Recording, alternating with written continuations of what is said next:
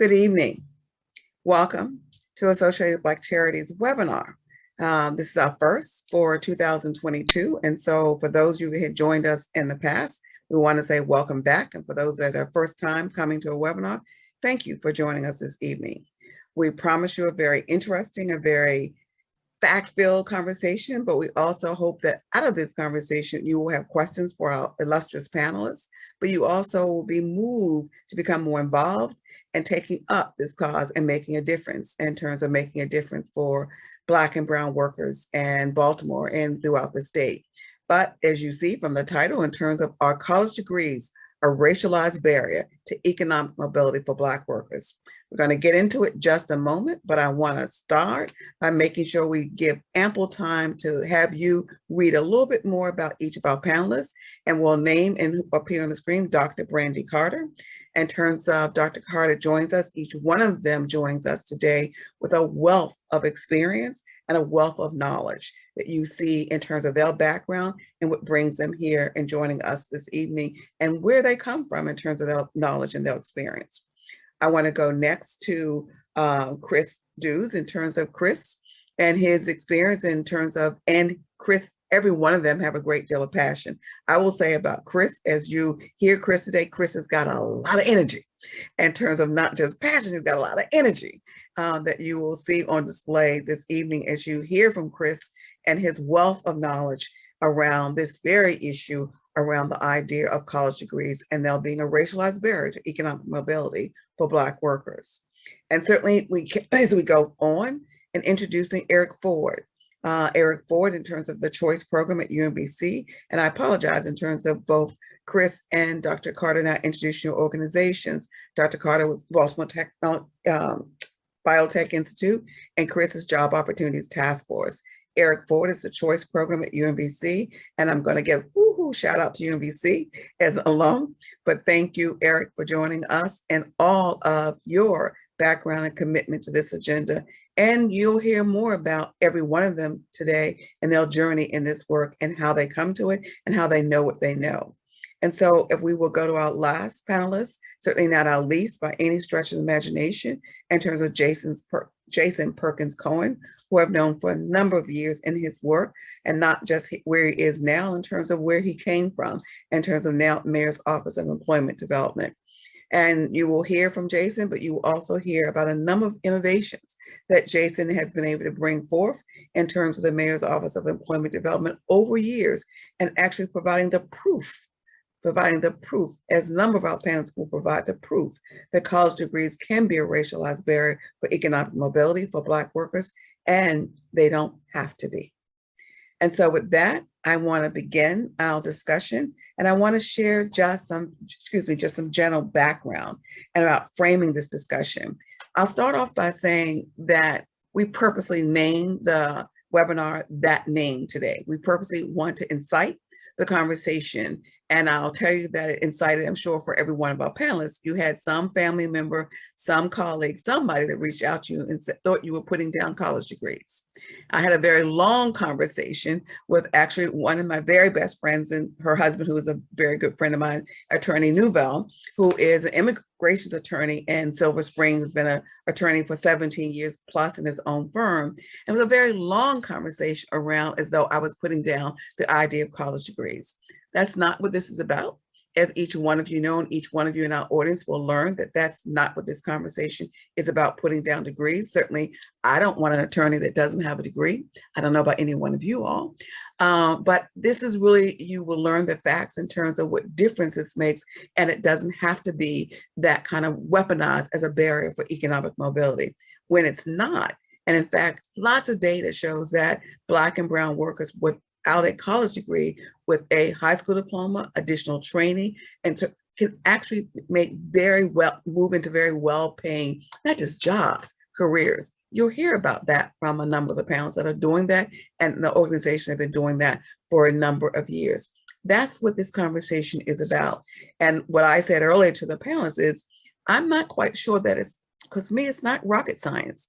If we can in fact make a difference economically for this city, for this region, and in fact, employers can gain very viable, very talented persons into those jobs, isn't that what we all want?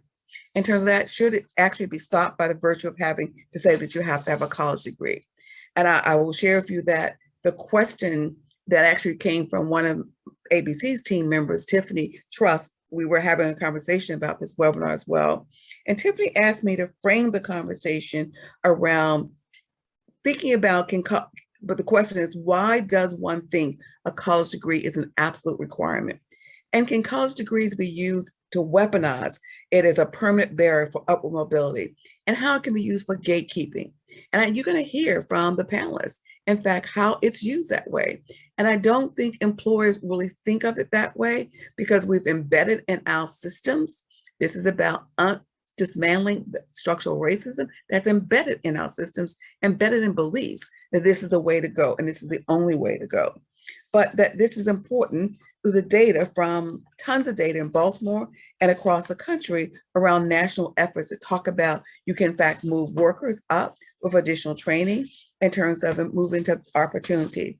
I think the organization, Chris, you'll correct me if I'm wrong, when you talk opportunity at work in DC, calls them stars in terms of and the importance of that information around workers of color being able to move into opportunities with alternative training in terms of that without necessarily a degree. And they have proven as well with mounds of data how that's possible. You'll hear again, as I said, from our panelists, we'll talk about the data they have that proves that's possible.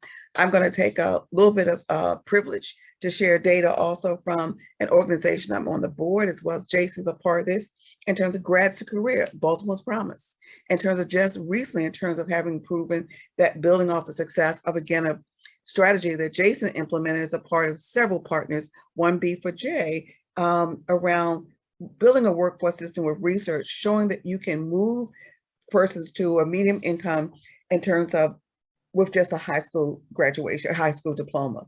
But what the data showed them is that 6 years, I believe, after high school, that they'll income in Baltimore was around $15,000. That's ridiculous in terms of that. And that they intentionally, in terms, I believe it's in the first phase, which was 2018, 2021, they served over 500 young people, 18 to 21. They demonstrated solid program completion, employment, and wage outcomes comparable to older adults, something not previously achieved at this scale. So they proved it's possible in terms of that. They showed with the right supports. Let me repeat that, the right supports in terms of central coordination across agencies, providers, professional development, that this population that many, many people would write off as broken, if something's wrong with them, that's not true. That in fact, I love Chris' opportunity at work statement about stars, because for me, I often say Black and brown people are not broken, systems are broken. And Baltimore's Promise and their work, as well as 1B4J, prove that locally. You will hear from Dr. Carter has proven it. You'll hear from Eric. We have the proof, guys, that this is not putting down a college degree. This is saying that you don't need to use it against people in terms of helping them move upward, that can be actually contributing members for their family, for their city, for the region, for the state, for the economy. And that's the conversation we want to have this evening with you. And so with that, I'm going to move forward and begin to ask our panelists to share with us their reaction and their response. And I have a question. I want to begin and ask each panelist to answer this question in whatever order you're comfortable in. And you have about 2 minutes, but this is your question. I want to stay with the discussion about the worker and the relevance of identifying racialized barriers like a college degree, because in fact, the employee or prospective employee has a skill set in terms of that. So I want you to share with me, each one of you, I think okay, wrong question. That was Eric's question. So let me go back in terms of what does gaining this kind of economic mobility mean to Black and brown workers? That's the question for each one of you. What does gaining this mean to Black and brown workers in Baltimore? Thank you. Okay, Dr. Carter, I said I'm gonna leave it up and nobody jumps out there. I'm going to call on my beautiful sister. No problem.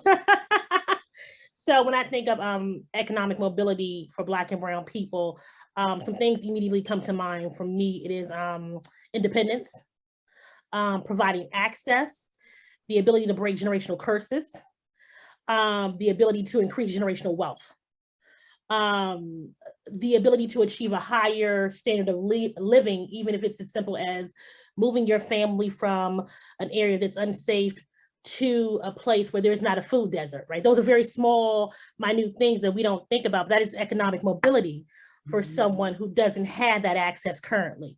Even quality health care, even being able to have the ability to change your family dynamic, right? So there's an opportunity where you're working a traditional 9 to 5, you don't have to have your younger son babysit the youngest kid. It changes the family. So there's a lot of things that economic mobility changes for Black and brown people when they have access to it.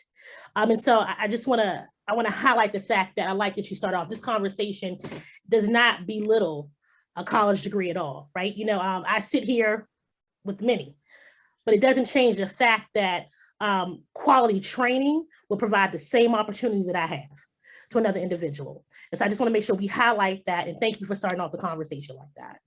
Thank you very much. I'll shout out particularly to our HBCUs on that. This is not about putting you down. It's absolutely, it's critical in terms of what you provide. This is about others that don't necessarily need to go in that direction. And so who wants to go next? And what does...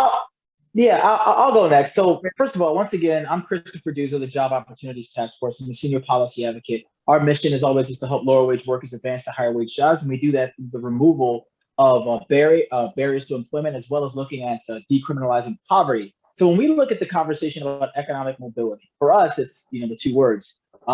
One, access to economics, access to financing, and your ability to move towards those opportunities. As I said, we are the Job Opportunities Task Force. So my whole thinking about this looks at the idea of when an opportunity comes, do you have the ability to take advantage of it? Mm-hmm. So for us, economic mobility, to be very specific, looks at, do you have transportation to be able to get to work? Do you have the skill set to be able to take on the position? Can you get the job, or is a criminal record going to get in the way? Do you have childcare so that when you're at the job, you're able to maintain that place of employment? That's the things that we look at. What are the barriers that stop somebody from taking advantage of something? You know, if you're an incredibly skilled actor, for example, just throwing that out there, but you don't have the financing to move to somewhere like New York where the opportunities are, then you could be an incredibly skilled actor, but never get a chance to take advantage of that. So you'll never be able to make moves and go in that direction. If, for example, you're doing very well for yourself, I mean, you're working 3 or 4 jobs, but you can't afford to, take off a day of work so that you can interview for a better opportunity or another position, or even go to school because you got so many other things going on in your life, then that means that you're kind of locked into place and where you are.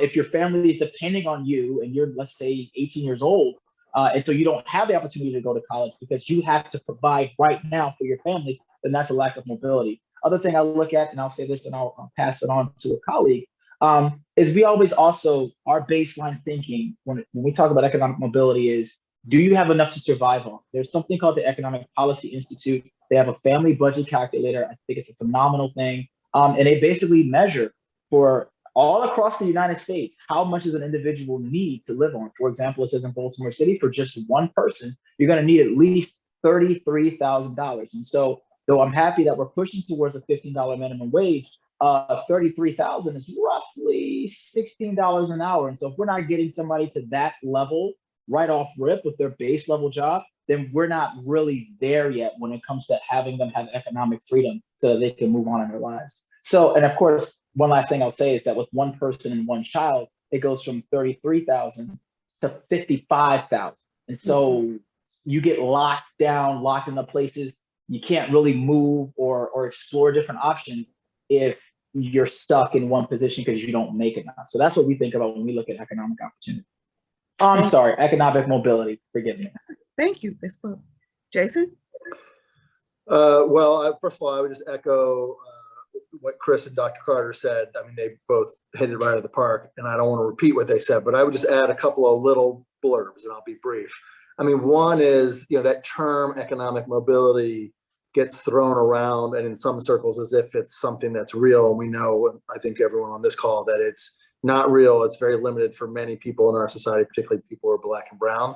And so for me, I would say it's the authentic ability for people to pursue the professional career of their dreams, whatever that is, and whatever that path may be, whether it's something that they want to be able to do tomorrow, or that they require a path to get more experience to realize their ultimate goal, they should be able to find that path like anybody else without the artificial barriers that we have put in place. And we're talking about one really important one tonight. And I don't want to sidetrack us, but I do want to just note that it's the combination that's so horrific, right? It's not just the college degree, and Chris referenced this, it's the criminal background test, it's the drug test, it's the credit check. And all of these kinds of things have been put in place intentionally to restrict economic mobility. And until we get rid of those artificial barriers, we will never have authentic economic mobility. Eric, I want to go to you, but also as I shift to you, just a point that Jason just made is reminding us that they were put in place intentionally. That is a conversation we've got to be mindful of. Eric. Yeah, thank you. So not a whole lot to add more than what my colleagues have already offered. I think that they offered some really good perspectives, but just a couple points, access to resources, the building of generational wealth, and just exposure to new things that, Black and Brown people have not had that access to. But it will also put Black and Brown people in spaces that they haven't been in. And what this would allow organizations and employers to experience a diversity of thought and dispel some of the longstanding myths about people of color. And then, of course, one thing that wasn't mentioned is the importance of home ownership, which everyone knows is the great equalizer in trying to bridge that wealth gap. So those are my thoughts. Thank you. But Eric, I'm going to stay with you in terms of, I'm going to stay with this conversation about the worker and the relevance of identifying racialized barriers, like the college degree we've been talking about, but like you all said, but Jason just summarized all of those, there are a host of barriers that combine with that. And they're very much intentionally built in terms of this thing called systemic racism, structural racism. It's real.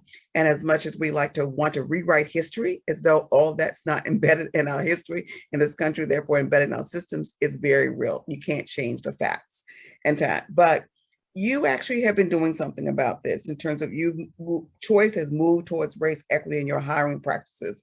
What, if any, successes have you had in those efforts to date? Yes, just to provide a little bit more context. So the Choice program at UMBC, we're a mentoring and advocacy program that operates in Central Maryland.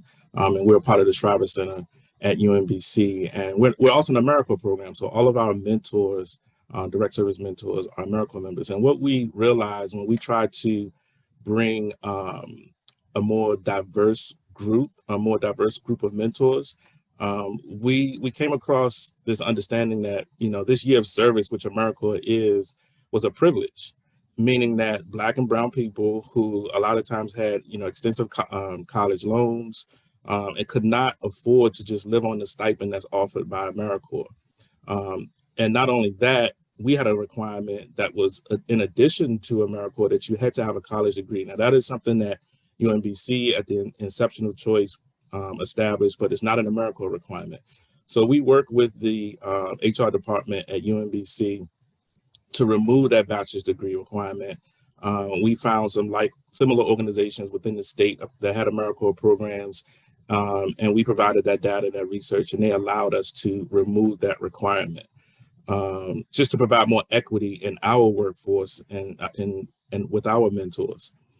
So our next step was to try to get this applied to a coordinator position with funding that we received from the Family League of Baltimore City. And we offered the justification that the duties of the role do not necessitate prior college experience. This role will be focused on working with young people 14 to 24 to identify pathways to vocational success and community resources. The program model and workforce education that Choice utilizes with young people acknowledges that college is just one of many potential ways that youth can achieve employment success. To reinforce this messaging, we recognize the value of an adult with a college degree that can without a college degree, that could serve an example to children for multiple pathways to vocational success and has practical skills and knowledge from that lived experience. That was not approved. We were given a response that it would set a precedent throughout the USM system that any position with the title of coordinator, a person could make a case that they shouldn't have to have a degree. So we're still working towards this. This is something that we are looking to change in the near future, but that's where we are now. So we got one step, and then, you know, we reached a barrier and a roadblock, but we're going to come back to it, you know, with the help of this group and people like you, Diane. So I appreciate that, and I absolutely adore probably most of the area college presidents I know personally. They're friends, they're colleagues, and I absolutely deeply respect them in terms of what they are doing and what they're able to do. But I will continue to say, I'm challenging y'all in terms of, is it really absolutely necessary? Guys, women, let's look at this. Let's really look at the business side of that, your body of work. And is it absolutely necessary for all of those jobs? And what a great opportunity that would make available for Black and brown people that are coming to the door that proven can do the job, can do the work. And for my hospitals, say the same thing to you. What about those workers that can do the job, that are already in your system, that don't need that college degree to do the next job, but that job needs to be broken down in terms of didactic training to allow them to do that? And with that, I'm going to go to Dr. Carter, because Dr. Carter actually has some proof for us to talk about that over a number of years. Dr. Carter, the Biotech Institute has had years of success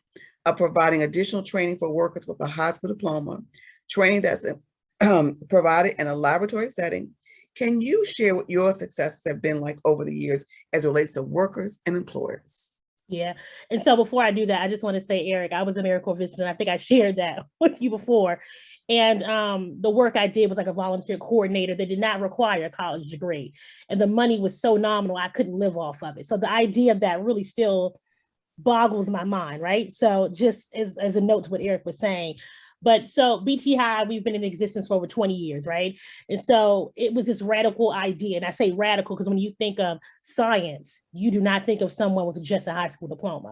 And so this radical idea that we could train and place entry-level biotechnicians in Maryland's rapidly growing life science sector, right? And so BTI's goal is to break the cycle of poverty for Baltimore City residents and their families by providing sector-specific training that makes them marketable in the life sciences profession. And at our program, we enroll, or we hope to graduate between 40 and 50 folks per year. And after completion of the program, the hourly rate our graduates are making is between $18 and $21 per hour. Okay, so when Chris talked about that living wage, that's kind of what we're reaching for. And not only are we giving them a living wage, there's PTO, there's health benefits.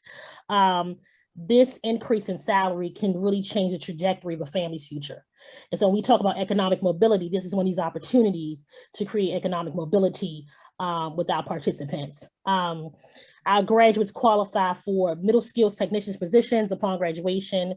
There's career growth throughout, once we have them placed, and there's just an opportunity to again create a new idea that you can be in sciences with a high school diploma, right? We aren't saying that once you enter into these positions, you have to stay. We are saying that we can get you into these positions, we can get your foot into the door, and in day one, you are ready to hit the ground running. You have hands-on training that puts you in front of someone that may just have a college degree in life sciences, right? And so, and I think a lot of our employers are impressed with the level of professionalism of our graduates, because that's part of our training that we do. And not just that, our participants, they reach back. Once their foot is in the door, once they've been there, and once they have climbed the career ladder, they reach back out to us and they say, hey, can you get me X amount of more trainees here so we can fill positions? Our curriculum is certified by MHEC, the Maryland Department of Higher Education Commission. So employers trust that they are getting someone that is well-trained and trained by industry experts, right? And so this is kind of what we always want to make sure people understand. When I started, there was a young lady that sent in her offer letter and she was making $30 an hour. Can you imagine? Can you imagine going from minimum wage to $30 an hour, the change that not only you've made for yourself, but your family? And so that's what I need people to understand, that this idea that a college degree is required to do this work. No, highly qualified training programs are what is needed to make sure we're getting these individuals out into these employers. And thank you. No, thank you, Dr. Carter. I also want to do a shout out in terms of, and I went to pull the data and I could not pull it up in terms of, I actually knew from that first cohort over 20 years ago, when we looked at the data, maybe about 7 years ago, where they were, their wages now were over, for some of them, that first cohort, like in 90 and 100,000. So they actually, it's significant in terms of over time. I also am going to ask Deb to put in the chat box in terms of the study that ABC and GBC did a number of years ago on STEM jobs that are available for middle skill jobs with a high school diploma with additional training. And you would not think that STEM, that you could have those kind of jobs with a high school diploma, with additional training, with additional, you can move up. And this is with employers leading that training. And so that's possible. The data is real. We had an economist do the study, talk to STEM employers in the region. And so for those that think we're just kind of bleeding hearts in this conversation, no, this is about economics. It's about the money.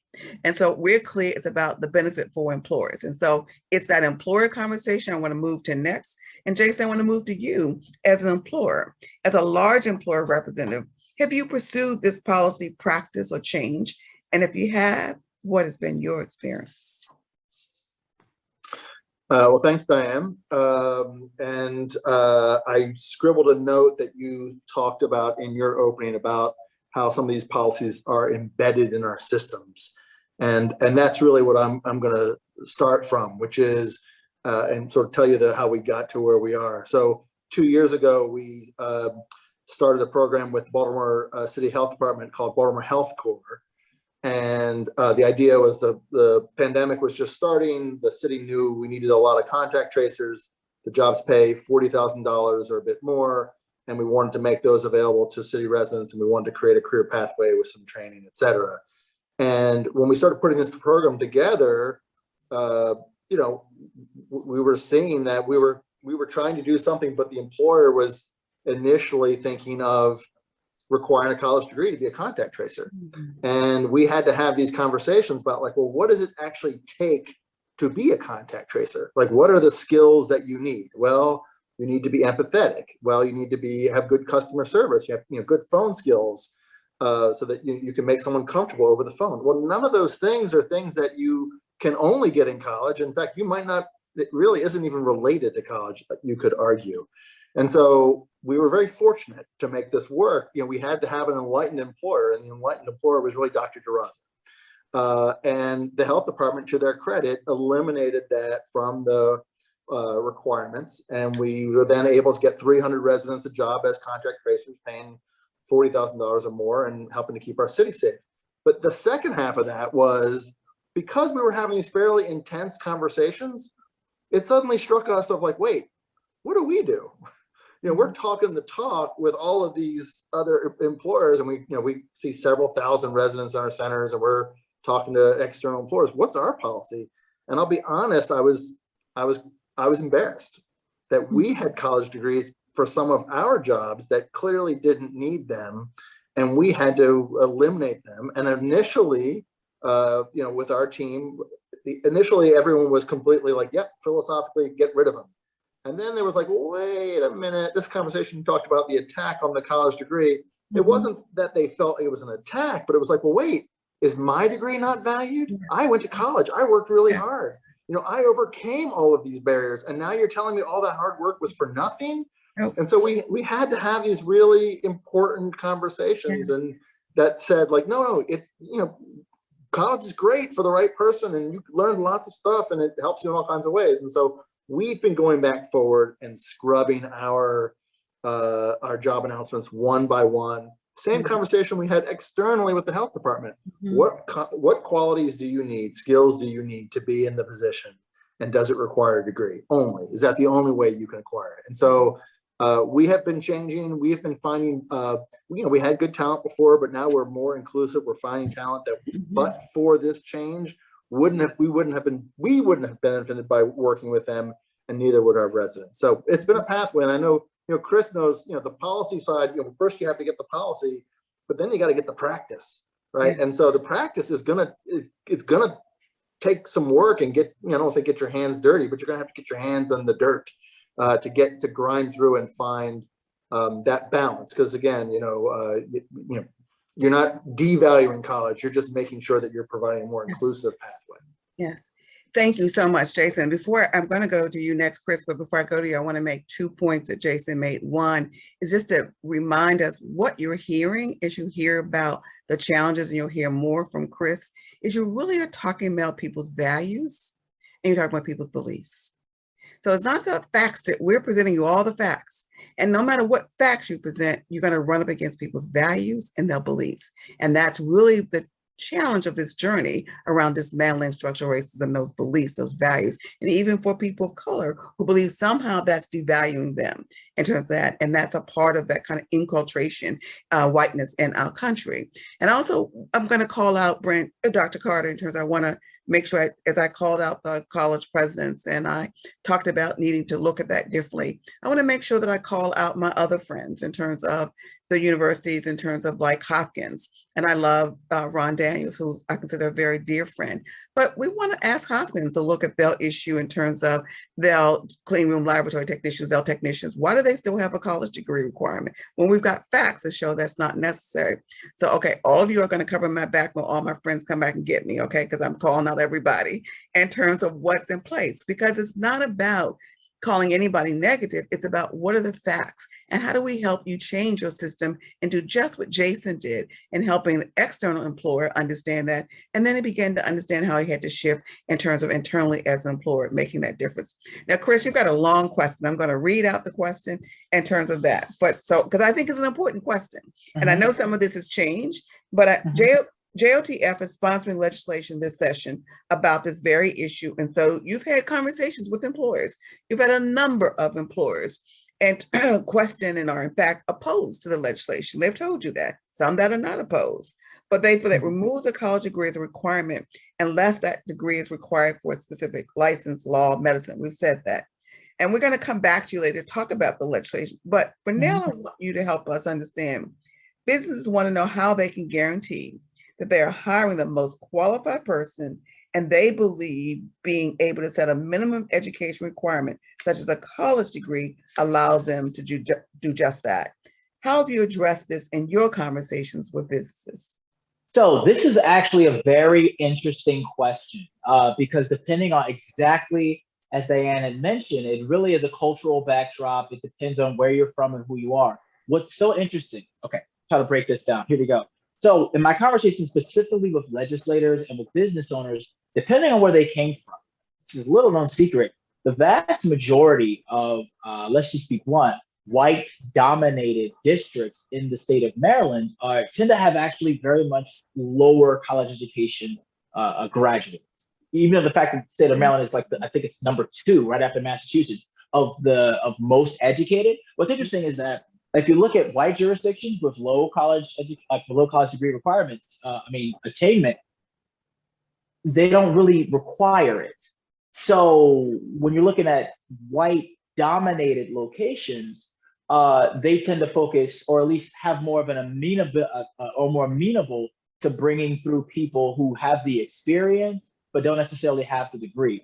It's very interesting. The more diverse things get, the more out of nowhere degree requirements are made. Degrees normally, when I talk to businesses, they call it signaling, right? This is supposed to signal that you can show up, that you can do the work, that you have ability. But the more diverse you have it, for example, places like Montgomery County, very, very diverse, very heavy on college degrees, very heavy on you have to have a degree. But Kent County, the exact opposite, very, very white.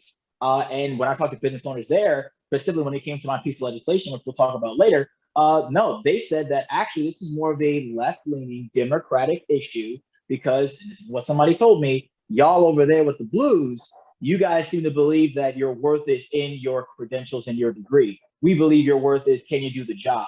Now, of course, as an African-American man who lives in a blue district, that was a little insulting. Unfortunately, it's also very true. So when we put that up from a racial perspective, just to be blunt, I hate to be so blunt, y'all can stop me from being too blunt. There is a level of trust that white folks tend to have with white folks. Whereas when it comes to African Americans, it's, well, no, wait a minute, did you accomplish what I accomplished? Do you have the skill set that I have? Are you as good at this as I am? So it depends on the employer. Another thing is, in the state of Maryland, a lot of our jobs are public sector, specifically federal government, state government and things of that nature. And it's actually getting the public sector employers to get on board rather than the private sector. I thought that was a very interesting thing. So yeah, when I talk to, and I'll just say this little bit about the legislation itself. The bill, the only thing it does is it removes the college degree requirement from positions that you don't require a license. So not lawyers, not doctors, not specific source or whatever things that you need a license to do. But this is office manager, tutor, clerk, stuff like that. Salesperson, really. And what we discovered was when it comes to, let's just be blunt, whiter districts, you have less requirements. When it comes to more diverse ones, you start seeing more of that. This was a conversation we had with the Department of Labor as well, where they were just putting out, you need a master's degree for this position. And my former CEO asked the question, well, do you really need that? If a person had 15 years of experience, are you going to tell me you're going to screen them out just because they don't have a degree? And there was a long pause and the question was never answered. And just to be clear, I'll drop these statistics and I'll close on this. When it comes to who is screened out specifically in the state of Maryland, based on a college degree, 76% of African-American workers don't even get to the initial interview because they're screened out because they don't have a degree. 76%, that's according to Opportunity at Work. 81% of rural workers, 83% of Latinx workers. So we're still doing better compared to the rest, but the fact that we don't even get a chance to do the interview. Last thing I'll say is a lot of that comes from the fact that most employers these days are using screening tools, Monster.com, Indeed, ZipRecruiter, and through those algorithms you can put in place, well, I'm looking for the best of the best, so let me just throw a whole bunch of degree requirements in there. They're not even thinking about this. They're just trying to minimize the amount of candidates that apply. So at JOTF, of course, we always believe that your experience should outweigh your education. And if I'm going to be blunt, I have seen plenty of examples where somebody has a degree in situation A, but when it comes to doing the work, they flounder. That's not an insult to the college degree, to colleges or anything like that, but I would always put experience over education. So that's what the businesses are saying to me. Depends on the district, but it is almost a diversity versus white issue. It's important information and it's important data. Again, you cannot change the data. You can push back all you want around it, but the facts are the facts in terms of that. And we've got to have more of these conversations where the data leads the conversation. So people are clear that we're not just saying this for the sake of saying it. We really are talking about what's real, what we can verify. And oftentimes what that data shows that disproportionately it's Black and brown that suffers or that's being held out, or in fact, the degree is used as is weaponized. And that's what we need to undo if we want a better Baltimore, we want a better state, we want a better country. And before I go to Eric, in terms of that, I sent a note out to the panelists the other night in terms of President Biden's speech, State of the Union speech, in terms of my hashtag that he set up this conversations webinar today in terms of his statement was skills, not just their degrees. Skills, not just their degrees. And so, Eric, I want to come back to you. You actually started this conversation in your first question answering it, but I want to see if you want to go deeper, if you can share more of your perspective from being inside of that university environment. You talked about going back to them and asking for that change of degree in terms of and what their concern was, because in many ways, that functioned as a gatekeeper in terms of a standard barrier of degrees because of the beliefs and values in higher education. And so what role might they play in reducing race and ethnic disparities in Baltimore's workforce if they did away with that? Yeah, I think, universities and major employers in Baltimore, because they are anchor institutions in many ways, they have to create pathways for employment, for economic mobility. They have to remove the invisible and real barriers. When I talk about invisible barriers, it's a little bit of a remarkable phenomenon that, you have these public institutions in Baltimore, whether it's Towson, Morgan, UMBC. If you think about it, the people who don't attend there generally just don't come on campus. Particularly people who don't have degrees, because I think there's an intimidation factor there. So how can we make people feel more comfortable to just access all of the wealth of resources that exist on a college campus? So removing those invisible and real barriers, sharing resources, practicing authentic engagement and partnerships, and valuing the lived experiences. What Chris just talked about. which includes storytelling, which is one of the principal tenets of critical race theory. And despite the controversy, it's a framework that the Choice Program embraces. Colleges should challenge their local alumni to get involved in this work, create service opportunities, workforce development resources for Baltimore residents. And this could be in the form of workshops or career fairs. So it's I think that colleges and employees should have an all hands on deck approach, whether it's once a year, quarterly, just to open their doors to the community and offer resources in a way to make people feel more comfortable. And then, as with anything else, institutions should identify race equity as a problem and articulate what they're doing about it. So the Shriver Center at UMBC, we're pushing our institution in that direction with 2 documents that I'll link in the chat just shortly. And both are also on Shriver's website, but they're our anti-racism statement and also our partnership values, principles, and practices. So, I really think that major employers, universities need to be intentional and very deliberate about where they are, where they stand, and how they want to be a part of the solution. Thank you very much, Eric. I want to go to your statement again and pull 2 things out that you just said. One, I want to pull out the fact of what alumni can do in terms of college and universities. And I'm going to pull out that in terms of a shout out. This is a town full of phenomenal college and university. And so for the alumni, for those college, Jason, what might we do if we had alumni from the college and universities being very intent and involved in terms of around career development and workshops and being a part of making a difference in the lives of Black and brown residents? What might we do if the alumni, in terms of the same way that alumni becomes engaged, and I want to be engaged, I'm an alumni and I give and I want, but what if we actually turn that energy, turn that degree and actually made a difference in terms of folks who actually want a difference made and folks who are not broken, who may not have the same access because of structural racism in terms of that. So what difference so as a challenge, I'm going to give out to all the colleges and universities. I'm going to particularly give it to our HBCUs, the COP, and more. Even in terms of Bowie, I'm gonna give that in terms of the challenge and see who's out there in terms of the alumni of college and university and ready to step up to the plate and even be a part of the charge of making a difference in terms of that they can make that difference and for Black and brown workers in Baltimore. But the other piece I want to point out that Eric just said, I want to connect the dots a little bit. The very point that Eric made about the values they have, about the issues that relate to structural racism. The reason we make this connection is because the very nature of systemic racism actually builds in a framework that Black and brown people are not worthy. That is what it says. Black and brown people are not worthy. The data that Chris gave, and that's not true. That even the issue that you can read all about in terms of number of the research that JLTF has done in terms of criminalization of poverty, you can read all about in terms of the 13th Amendment, in terms of, I think that's on Netflix, in terms of the intentionality of moving Black people into incarceration. Guys, this is about intentionality. This is not about happenstance. It's not about what America would like you to believe, that Black and brown people are broken and that's why they can't do this. No, ABC has a video in terms of the history of structural racism in Baltimore. Guys, it's an intentional policy of our government in many ways that create exactly what we have and still has to be undone in a lot of those policy and practices in government, inside of our business, inside of our organizations, nonprofit and otherwise. So be mindful. This is connecting the dots to how do we get to a better economic outcome for Baltimore, for the region, for the state, for this country in terms of making a difference. I want to give a question to all of the panelists now.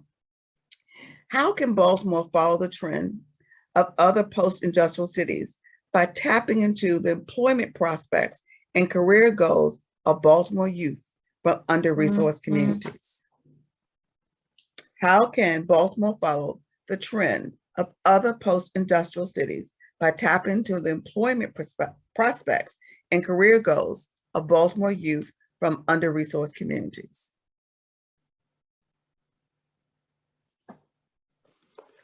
Well, I'll take a first swing at it.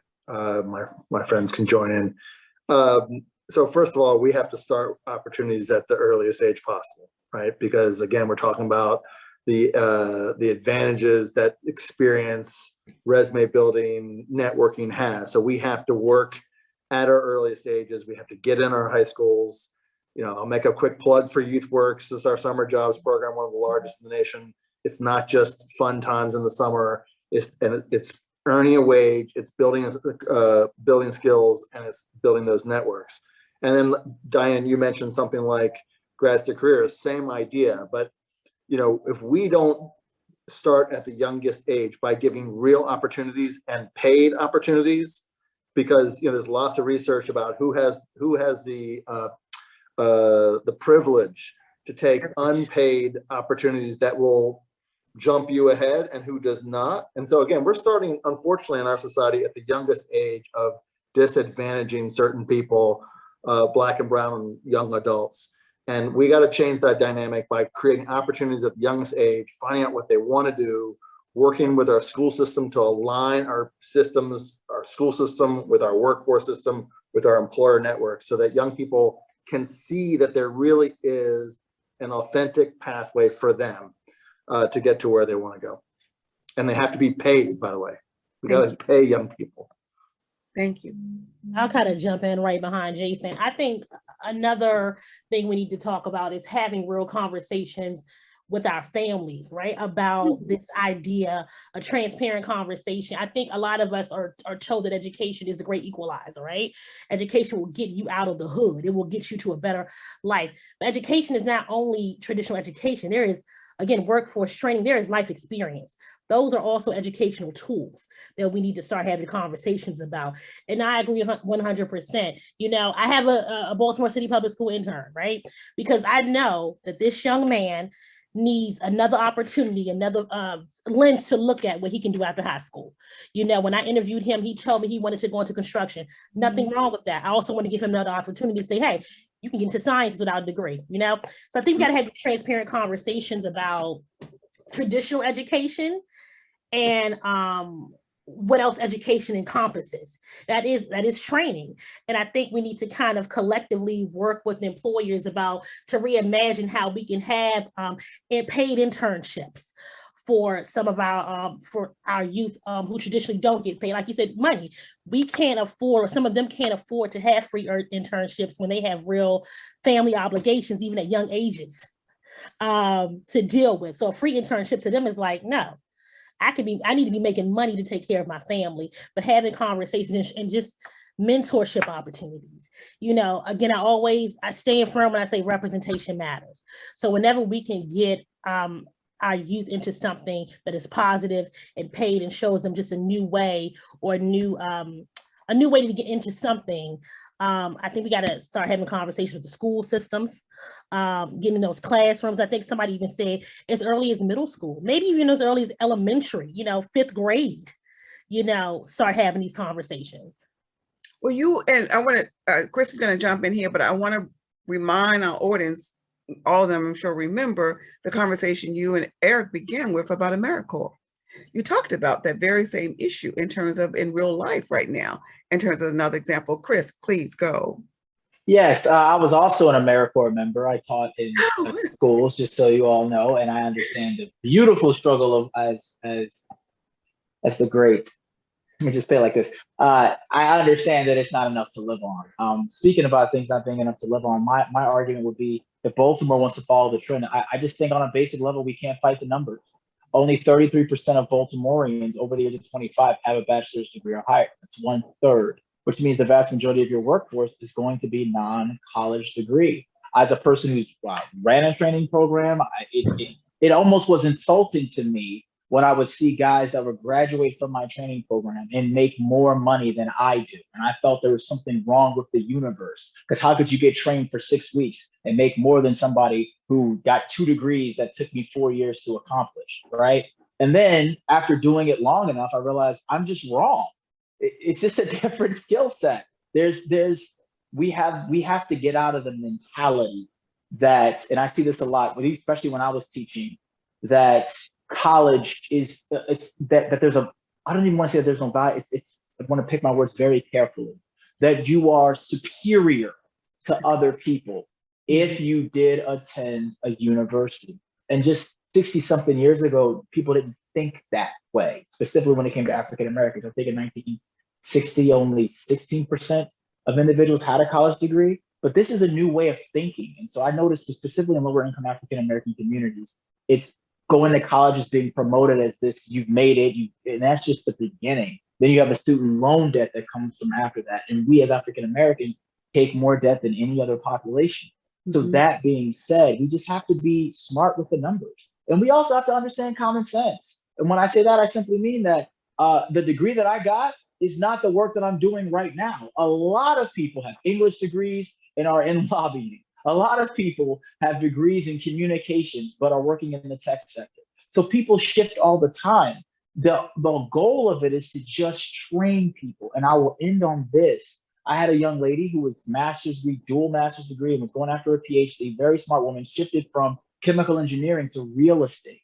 And so she worked in the school system and taught chemistry for years, taught science for years. And she was trying to solve what do we do about these young people? So then she needed people to work on her properties. So she just hired 2 young men, 17 years apiece, and paid them $20 an hour to just fix up things around her property. She had a foreman that came and trained them. These guys showed up to work every single day. They were on time. They got the skill set. Now they're trained carpenters, right? But they paid them outright to do the work. And they showed up and they were serious about it because they saw that there was an opportunity here that they can take it, learn from it, and grow. And as long as we are giving that, I think specifically to young Baltimoreans, we can make a massive transformation and eliminate these barriers because, I mean, people want to make money. And as long as they see that I can do this, I can get skilled in this, we should just push them in that direction instead of saying, well, you didn't go to college to your lesson, or, you know, you didn't do this, you didn't do that, or you have a whatever. We just need to focus on what's actually going to get people to from point A to point B. Jason, you want to jump back in?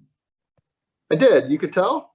Yes. I just want to make the point, you know, how, you know, to totally agree with Chris, how crazy it is, though, and we see this all the time, right? That a job will say 5 years experience and a college degree. If you've been doing the job for 5 years, why do I care that you were an English major in college or sociology or phys ed or whatever? You've been doing the job for 5 years. That is your demonstration that you can do the work. It's got a good reference, et cetera. So it doesn't even make any sense to care what someone studied between 18 and 22 when they're 35 years old. We know why it's there. Let's just be clear. Eric, did you want to jump in on this question before I transition? Sure, this is the final question, right? We'll have questions from the audience, but yeah, this is yeah. question. So yeah, I think just to add a few notes, you know, formal education is expensive. I think we all know that. It disproportionately impacts low-income families. Often people of color, we know low-income and poor people are disproportionately Black and brown. And that's a disadvantage to enter the professional job market. And formal education just doesn't suit everyone's learning style. And it may also be interrupted by many, you know, family and social factors that's out of someone's control. Chris just mentioned that, you know, only 30% of Baltimore population older than 25 has a bachelor's degree. So off the bat, if an employer is requiring a degree, you're eliminating 70% of the workforce. That just sounds crazy. And then Baltimore's industry is kind of known colloquially as meds, beds, and eds, which translates into healthcare, tourism, and higher education. We have to start early connecting young people to these careers.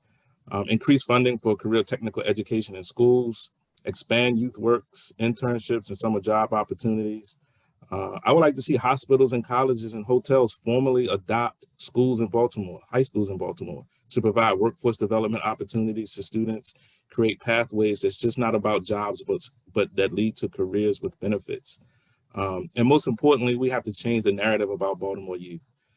There's still vestiges of the super predator myth that was made popular in the 1990s, viewing youth as violent and dangerous, and other negative perceptions that translate into underfunded schools, communities, and programs. So just changing the narrative about what young people are and who they can become, I think is critically important.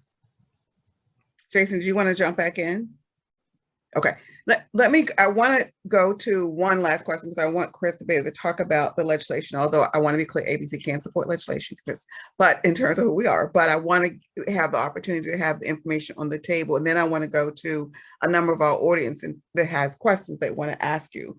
But again, I'm going to repeat again a summary of what each one of you said. For me, the summary, it was phenomenal, each one of your answers to that, but just a reminder in terms of it, as our audience questions come up to our audience. You'll ask I see a number of your questions in terms of what could we do and could we do this and why not that. I want to remind our audience that you have the power. I want to be clear, you've got the power in terms of we have these conversations. Eric's called out for alumni of college and universities. You have the power as a voting citizen. You have the power. You have the power as in terms of if you went to college, in terms of alumni. You have the power in raising the conversation in terms of with your colleagues. You have the power to have other people get informed and educated about what this is and isn't. You have the power. This is not about waiting for who else is going to do it, turning to our right, turning to our left. This is about how we all can make this difference and bring about this change. Our goal is to give you the information, to bring you the experts, to have the dialogue, to have the discussion. But I'm clear, we don't have the power. It's not able to be done by any one of us alone here. Any one of us. You've got the power, and it's power we've got to figure out how to collectively move forward to bring about change.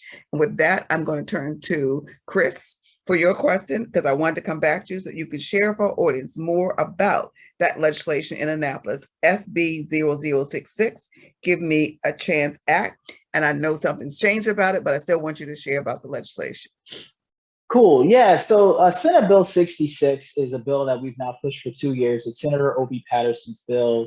And what the legislation, it's as the name suggests, it's just called Give Me a Chance. The bill simply says that on a job application and in your initial interviews, that the employer just should not ask or should not make a requirement a 4-year degree for positions that are not, license required or positions that are requiring accreditation. So for example, if you're going for a professorship, yeah, that's going to need a degree. If you're going for a lawyer, that's going to need a degree. However, if it's office manager, as I said before, if it's cook, not necessarily.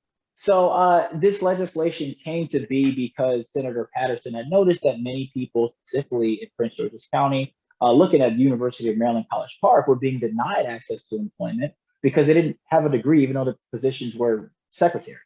The positions were, I don't know, man, RA, still, there's a variety of different things. And so the people had the talent, they just weren't getting hired. Or beyond not even getting hired, they weren't even being allowed to interview. And so that's where this legislation came from. The research specifically, because Prince George's County is primarily African-American, just so you all have this number in front of you.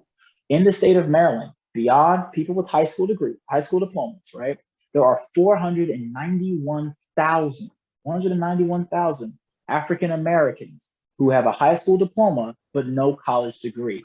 In comparison, there are 318,000 with a college degree. So that means there's 100,000 more African-Americans without a degree, but are skilled through alternative routes. That's the military, that's apprenticeships, that's just working the job and getting work experience. So this is disproportionately a Black issue. The bill did not get a chance to move this year because, and I just want to be clear, for two main reasons.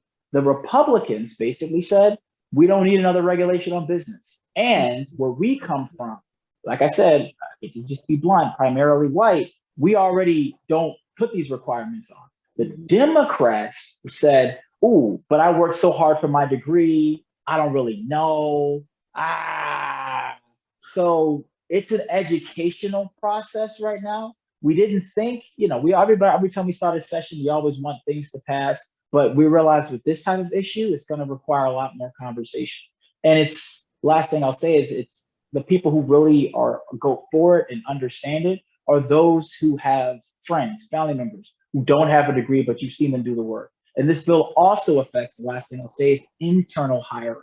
Your auntie went through this, your family member went through this, where they've been working a job for 7 years. They try to go for that supervisor position, but they don't have a degree.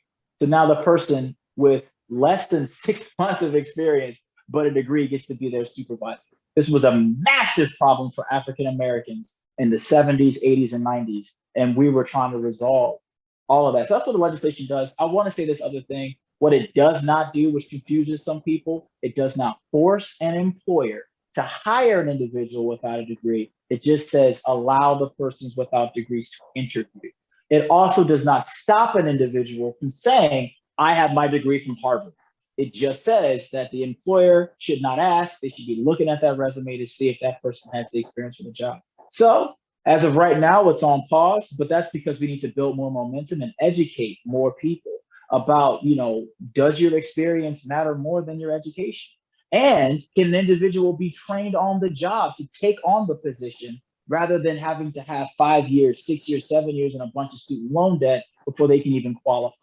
So that's what the legislation does. I want to thank Diane for even allowing me to have the conversation here with this wonderful audience. And I'm going to put my information in the chat if anybody does want to hit me up and talk about it offline. No, thank you so much for explaining that. I want to go next in terms of, so your audience has a number of questions for each one of you in terms of that. And there is, Deb has let me know the first person that had a question. I'm going to go to the Q&A for that, but I also want, there's a kind of a fourth question, Deb, is over here in the chat. I just want to say around the issue of number of people are responding, they'll share, they're advocating, they're trying to do that, but they also don't have the funding. And that's real. As a nonprofit and having to raise money, I know that's real. And people often look at an ABC and think, oh, y'all all got that. We do 3 fundraisers a year, just trying to keep the doors open. We do 3 fundraisers in terms of that. It's not, we don't have the same level in terms of that, but we know the data is there about Black and Brown nonprofits. There's this effort to change that. There's a lot of conversation going on in Baltimore. I don't know the particular organization, Mary, but Weinberg has a small grants program, there are other stuff. I said to somebody the other day, anybody wants to know what I do around fundraising, call me, I'll give you what I do. It's all about relationship building in terms of that. It doesn't get me necessarily lots of money in terms of that, but whatever I do, I'll share it with anybody in terms of wanting to know about it. Whoever asks, I'll give you what I do. It's not a secret. It's really about what I've learned in terms of just pushing and building the relationships in terms of moving people forward. And I know there's so many people trying to do this work and don't have a level of funding, and there are advocacy groups out there pushing this conversation. I know that Maryland Nonprofits got some recent funding, I think a federal set aside and some state money around getting more funding to Black-led nonprofits. And so, please go look in terms of those relationships and where those resources may lie, but use your voice to also talk about the fact that more funding is needed directed to Black and Brown organizations. We jump through a lot more hoops in terms of for very little money. We often talk about it as the Black dollars because we get $5 and white-led organizations get 5,000 in terms of that. And so that's real, that's absolutely real. And so with that, somebody's gonna come beat me up later, but it's okay. Well, let me echo what you said, Diane. So what you said is absolutely 100% real, right? Funding is very limited for a lot of our organizations, but I think this conversation is a start. I think continuously having these conversations is part of the process too, but funding is 100% a absolute real issue, Diane. So I can echo exactly what you just said. It's real. So Anne Murphy, in terms of your question, was thanking the panelists and myself, but she'd like to hear the panelists' thoughts on the role college scholarships play in race and ethnic disparities. She works in fundraising, and this comes up for her a lot. So your perspective, anyone or any of you on the role college scholarships play in race and ethnic disparities. I can jump in real quick, Diane, and I know that there's been some movement around trying to diversify or just change the way the criteria for college scholarships. So much is just based on your cognitive success and your grades and your GPA and your SAT score.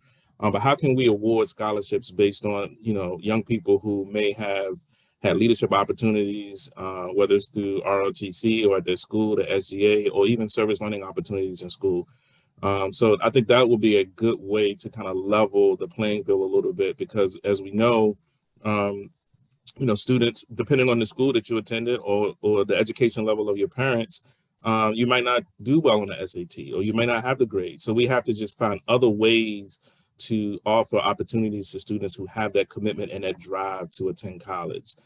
So I know that there's some talk and there's some movement about doing that. And I think that it's definitely needed to get those opportunities to the students who need them the most. Okay. Jason, do you want to take that at all? I would just add, I think Eric was right on, but I think scholarships in theory have the potential to help to level the playing field. But I fear, I don't have, it's not my expertise and I don't have the data, but my instinct would be that they might do the opposite, because the ways that we have, again, embedded in our systems, to take that phrase from you, Diane, again, many of the scholarships end up exacerbating the problem, because the ways that you get a scholarship tend to favor things that systemic racism need to fight against. Yeah, that's unfortunate. That's so true. Can I Chris? just add something very quickly? Yeah, one of the things that I'm interested in, because I actually am a graduate of University of Maryland, Baltimore County, love them to death, UMBC, great people. Yeah, you know it. And they're actually having a conference right now in Annapolis that I'm probably going to go to right after this. And one of the things that they have is the Meyerhoff program. It's for STEM fields, science, technology, engineering, and mathematics, for primarily African American. And one of the conversations, I have a young apprentice who's in the Meyerhoff program. But one of the talks that they have all the time is, you guys may be familiar with this term, ADOS Blacks versus every other group.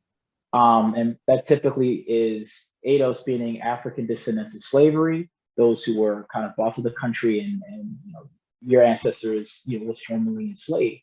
Whereas you have Africans who come right from the motherland, and then of course the Caribbeans and that different. So what the interesting conversation was that this is one of those weird debates, was a lot of the scholarships ended up going towards the African population, even though the Meyerhoff program was founded primarily to help the ADOS Blacks. So when I think about race and ethnicity from that perspective, I think that's an interesting conversation that we have to have. It's a tough one because we're all Black and we all still, suffer from the same systemic injustices. But it is something when you target something for a very specific population and it ends up getting expanded to groups. So it almost gets watered away. So that's just something that I'm looking into and having conversations about now. But I think it would be interesting to think about.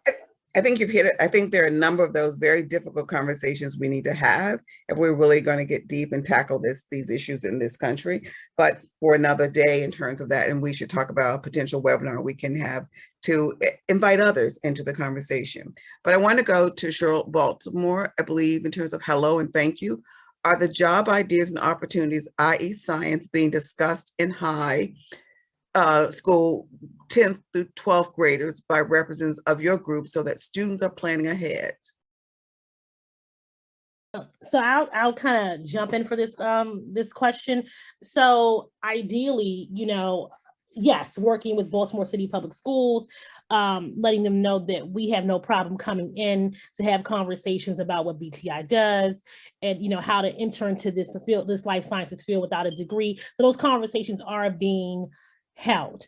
I think it needs to start earlier than 10th and 12th grade, though. I think we kind of talked about that before. I think these conversations kind of need to start 5th grade, 6th grade. You want to see what a scientist does? Come visit our lab, right? See all these cool people in lab coats, and you can do this too, just by going through this training program. So yeah, those opportunities do exist. School systems invite us in to have those conversations, and we're always willing to have conversations with folks about, how we can impact our youth, is let them know that this is just another pathway without a college degree. Because let's be real, a college degree, and I think Eric said it, and we've all said this before previously, college is not for everybody, right? But does that mean you aren't supposed to be successful in life?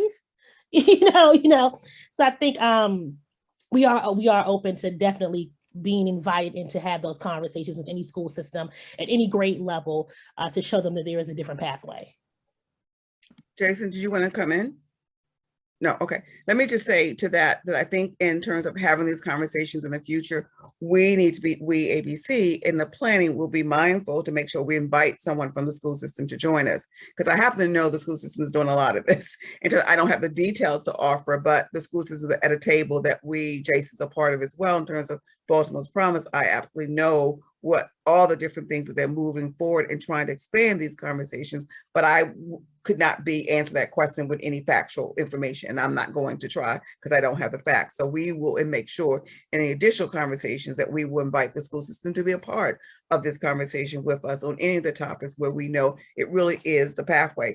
ABC's particular focus is on adults and is on existing workers and trying to get employers to give that upward mobility opportunity. We did a study, it was actually a partnership with University of Baltimore, to look at the Black workers in Baltimore. 64% Black workers are in 4 sectors in low-wage jobs, 4 sectors that have high-wage opportunity. That's the nut we're trying to push, is how do we get employers to understand you can actually become an asset for your organization as an employer by lifting that worker up and giving them the opportunity to develop the skill set, BTI.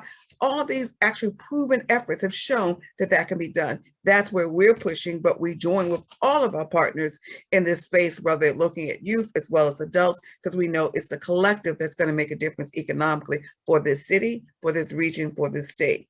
And so I want to go to the last question we have is, anonymous attendee, we know that the largest private employers in Maryland are institutions of higher education. How can we shift the understanding of universities and colleges to see hiring staff without degrees as a value added or opportunity added for their brand and future enrollment prospects? And I'm going to let the panelists answer, but I'm going to start by saying, if you have any relationship with a college or a university, I'm going to ask you to make sure that you're reaching out to that college university, asking them to change.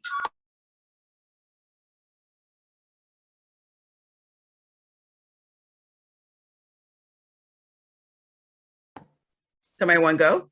Yeah, I can jump in real quick. Okay, I see Chris, I see, go yeah, ahead, Eric. Yeah, I'll jump in.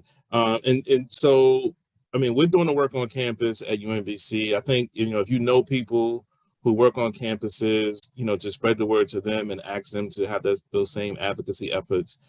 Chris put his information in the chat a while back, and, JLTF is doing wonderful work in Annapolis, pushing this agenda. So I know that they would love like testimonials and support in that regard. So it's all about like just building coalitions and pushing back against these institutions persistently, and just making sure that the voices of the people are elevated. Yeah, I'll say quickly. Also, there's a lot of stealth mode that I continue to see. These are people who are in these positions, are out there, are doing the work, but don't have a degree, but do not ever want the world to know about it. I have a colleague that worked for the SEC for years, 40 years, I want to say, just retired. And I wanted her to come on and testify on the bill. And she was, oh, no, I cannot, people find out. I have another lady who is the director of, I'll say it. She's the director of workforce development for CCBC's Job Network program. She didn't have a degree, but she got the position, and she did it. She's doing exceptionally well. So what I see is when we reach out to people, don't be ashamed. You know what I'm saying? And just have that. It's okay to not have a degree, but you're doing the work. Like the fact that you're doing the work says more than what school you came from. And so don't let that level of elitism. So I would just encourage people, if you don't have a certain degree in a certain thing, it's actually more inspirational for people to hear that, oh, I didn't need to get 17 degrees and a PhD just to be able to qualify. I think we need to start opening that door up more, because other races don't have that problem. I'll just say it like that. I was just one little quick point to Chris's, which is the fact that there's so much stigma about coming out and saying, yes, I don't have a degree and I'm in this high level position, shows you how the challenge, right? Because if people were comfortable doing it, it wouldn't be that hard to pass. So the fact that there's so much stigma really shows you we got a ways to go. And it's a stigma that's really placed by the value that this country places on Black and brown people. And so those external things become the things that we say have been important to prove our worth. And so to the point that Chris made about in terms of Kent County, where that's not about their worth, because they're white. They don't have to prove their worth in terms of, and they're going to do the job the best possible. But in our community, because of structural racism, there's this aura put over top that we're not worthy, we're not valuable. So we got to have extra in order to, we got to do more. I'm a different generation from most of you in terms of growing up, in terms, you got to be better than the white person. You got to do more than that. You got to, you know, all those things in terms of knowing what society was saying, that we weren't valuable, we weren't worthy.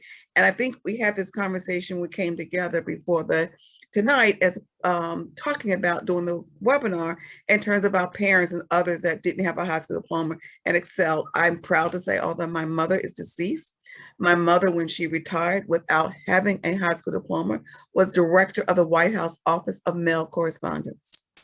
And she didn't have a high school diploma. And she worked her way, she learned her way in terms that she was very, very proud of having achieved that in terms of, because she felt shamed that she didn't go to college. And she got that opportunity to prove her worth in terms of that. She read 5 newspapers a day, drove all of us crazy. But in terms of that, but again, it's not our worth, and we've got to begin to disengage and not allow that engagement, white infiltration about our value to be laid on top of us. We've got value, we've got excellence, it is all there.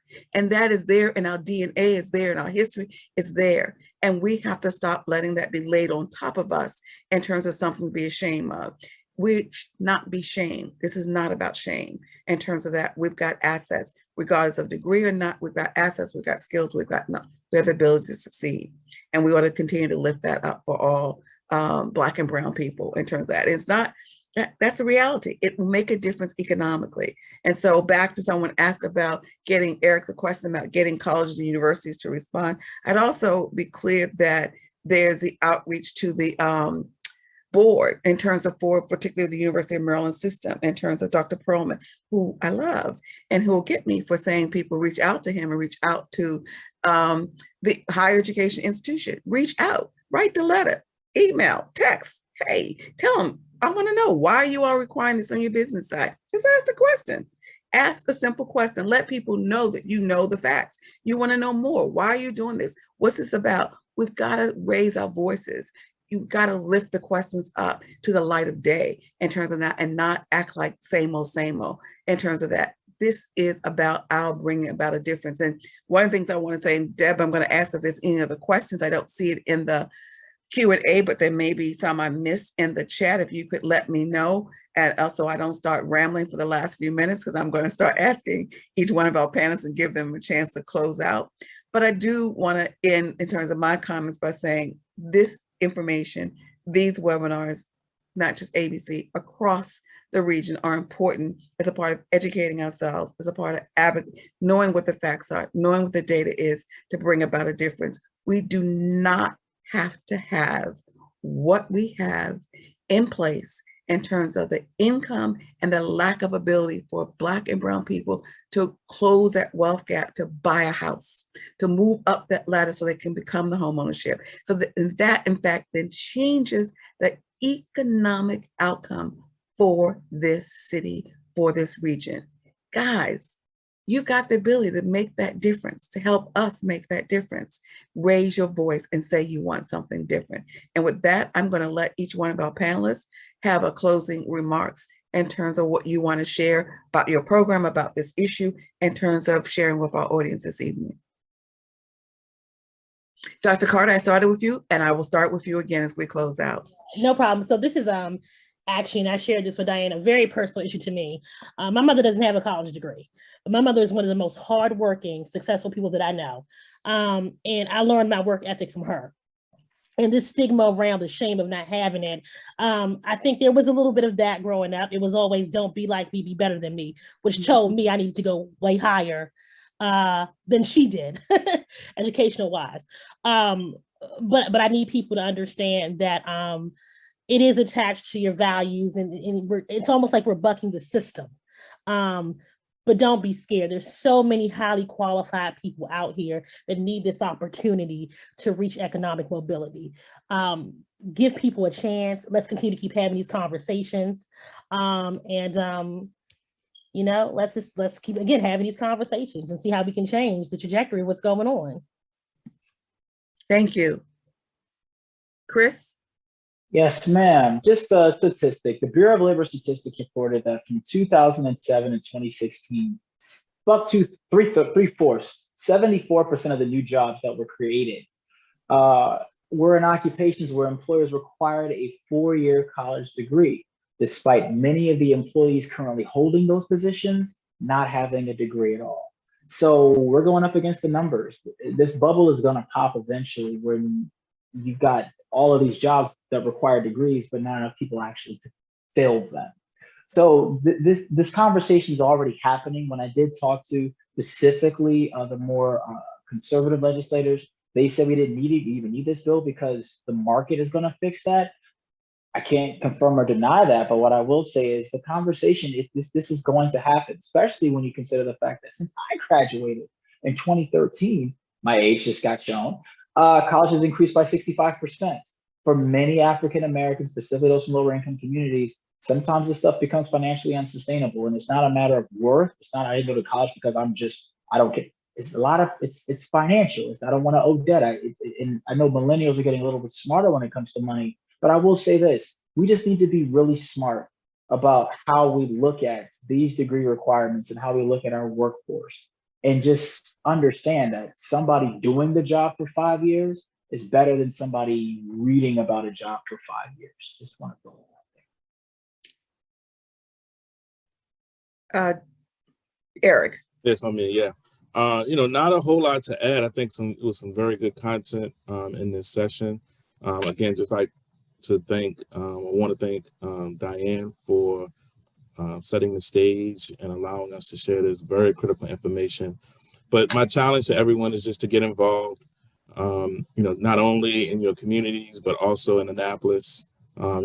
These important bills, what I'm finding out and having over almost 30 years in youth development experience is that the needle doesn't move unless there's change in Annapolis.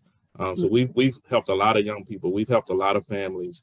And although we have a lot of stories and those individual successes, but when you're talking about systemic change, you have to get involved in Annapolis and get involved in policy change.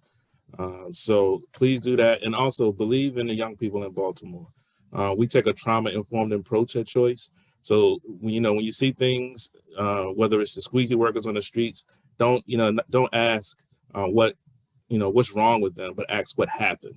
Because what happened to them. They're there for a reason. They're trying to work. They're trying to make money, but the opportunities just weren't there for them.